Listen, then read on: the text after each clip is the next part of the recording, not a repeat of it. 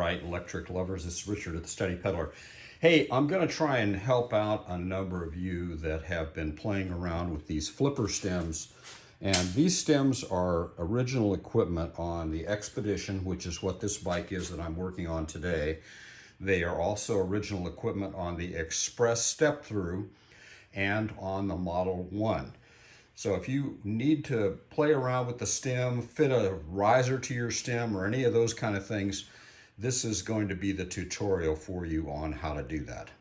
So right now, the only thing I've really done on this stem is I've loosened a few of these bolts, and these are bolts you don't normally see because there are caps covering them. So you're going to pop those caps out.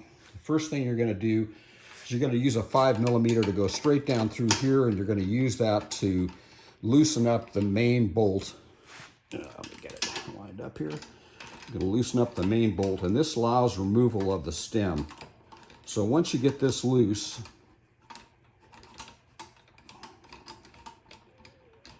and you of course are loosening the outside two bolts here, so the horizontal clamp bolts.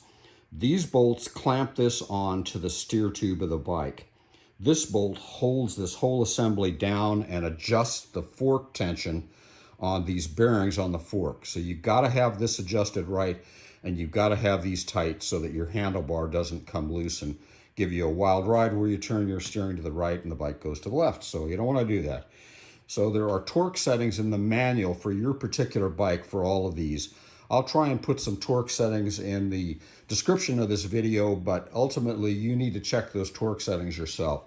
So I've taken some of these screws loose to make this process easier.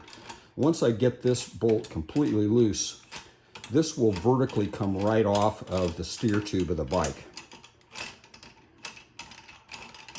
Okay, so now we have got that loose. So this bolt on your original equipment bike, that bolt is going to be very short.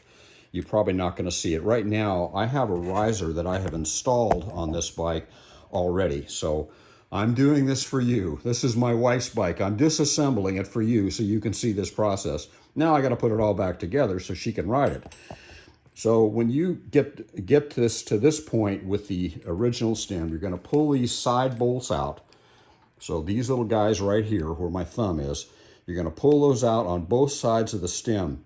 And once you remove those, this front part of the stem is going to allow you to slide it forward and remove the old bolt and put in the longer new bolt that came with your riser. So to put this back on, then you drop this back on all the way down. Come on, baby. That one's trying to come out. We'll stick him back in there. There we go. And so this is going to drop down on there. These demonstrations are always fun. There it is. So it's going to drop down, and you're going to clamp that back down again. So what this looks like once you remove these bolts is this. I'm going to take them out for you so you can see what you're all of a sudden going to have complete access to be able to remove and replace that center bolt.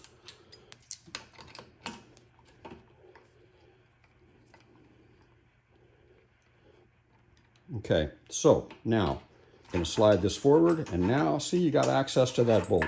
So if you're replacing the stem bolt to put in the longer one to use with your riser, this is how you're going to get access to that. Then to put this back, you're going to put that back, line up these holes again, and put those Allens back in.